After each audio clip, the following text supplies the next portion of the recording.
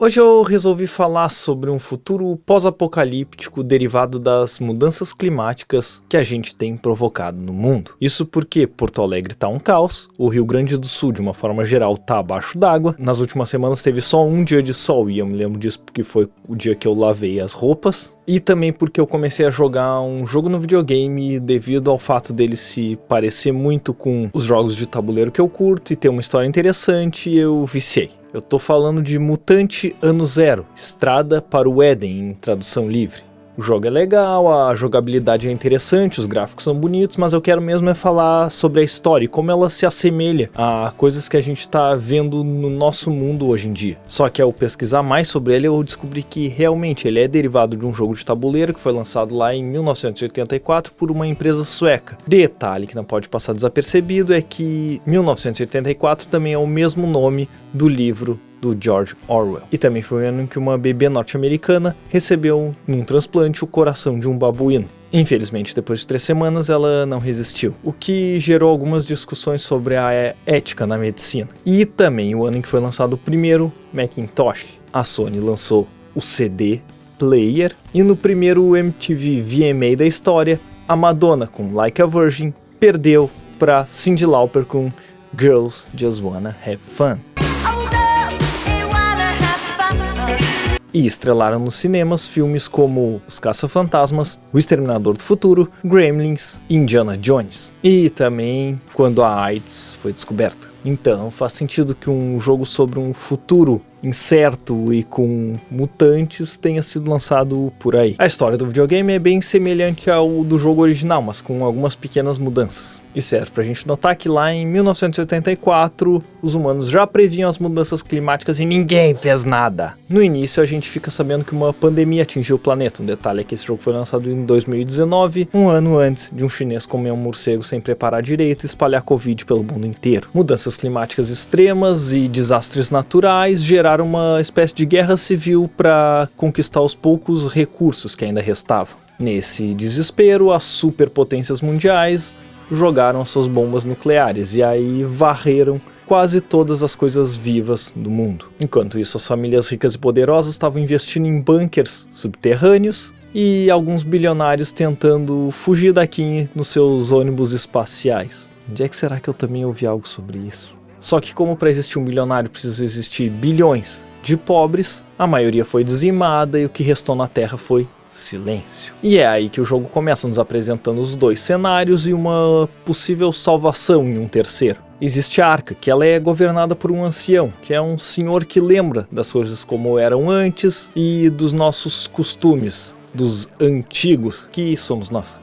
E lá estão os sobreviventes dessa catástrofe global. O resto é denominado como zona, porque é uma zona mesmo. É o lado de fora, onde vivem criaturas canibais, predadores e tudo que sobrou do mundo radioativo. Só que os recursos nessa arca eles são limitadíssimos, então volta e meia é preciso que um grupo de patrulheiros saia em busca de recursos, comida, água, além de outras bugigangas, que por vezes eles nem sabem para que funciona, como por exemplo câmeras fotográficas, máquinas de escrever, rádio e alguns outros componentes que podem ser trocados na arca por armas e outros itens.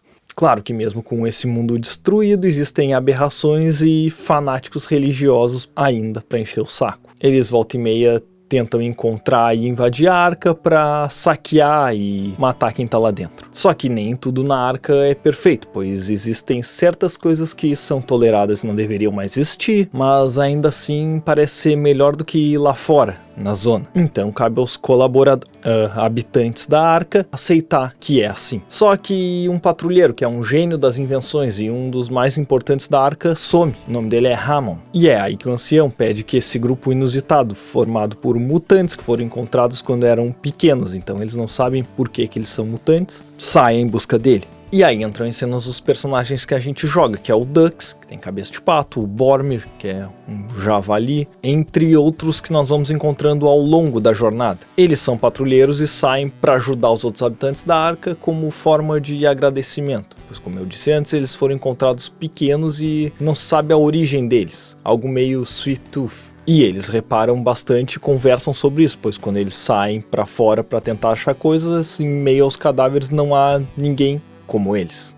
Na verdade, o Hammond saiu para investigar, porque uma nave estranha caiu dos céus e eles acreditam que ela tenha vindo de um lugar que eles chamam de Éden, em uma clara associação ao paraíso. Pois nesse Éden é que eles acreditam que todos vivam em paz, em harmonia e que ele fica distante das ameaças da zona. Vale destacar que algo que o jogo faz muito bem é não usar tantas cutscenes para contar a história. Existem muito poucas e no mais tu vai descobrindo as coisas porque os personagens vão contando uns aos outros as suas histórias e angústias e ideias, o que é muito legal, porque na verdade é assim que a gente conta histórias uns pros outros quando divide jornadas, ou num canal no YouTube. E também através de mensagens ou cartas que eles vão encontrando nos lugares e que servem para contextualizar o jogador ao cenário. Só que nos momentos de batalha é que ele vira um jogo de RPG mesmo, pois ele é baseado em turnos e pontos de ação e tem todo o lance da probabilidade de acerto, que é uma alusão à rolagem de dados. Assim como a evolução dos personagens, cada vez que sobem de nível, lembra muito um RPG de mesa. Apesar dele parecer um clichê pós-apocalíptico, ele me lembra vários outros, como Last of Us, Swift Tooth, Mad Max, Fallout, enfim, inúmeras franquias de um futuro pós-apocalíptico. Mas ele tem uma pegada única. E eu ainda não terminei, mas eu já sei que o final não é tão fofinho assim, pois tem uma expansão chamada Sementes do Mal, na qual eles vão precisar lidar com raízes que infectaram a Arca. Talvez eu traga esse final aqui se ele for bem interessante, mas alguém já deve ter compartilhado de uma gameplay aí nos vídeos do YouTube, porque ele é um jogo lá de 2019. Então, se tu quiser ver a última cena, deve ter aí. Eu li em algum lugar que quem planta uma árvore, mesmo sabendo que não vai mais estar aqui quando puder sentar na sombra dela, é que realmente entendeu o sentido da vida.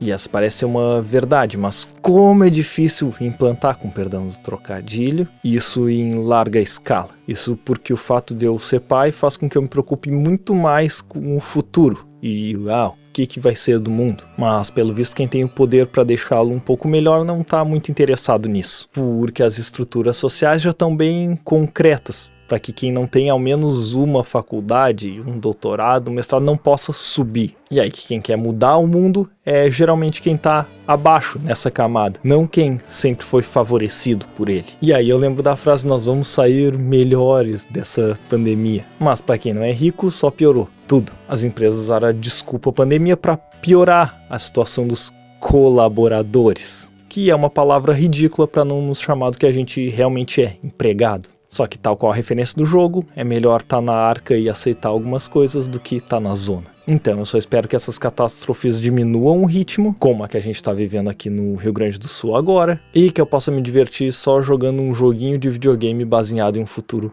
ficcional. Obrigado por assistir e até mais.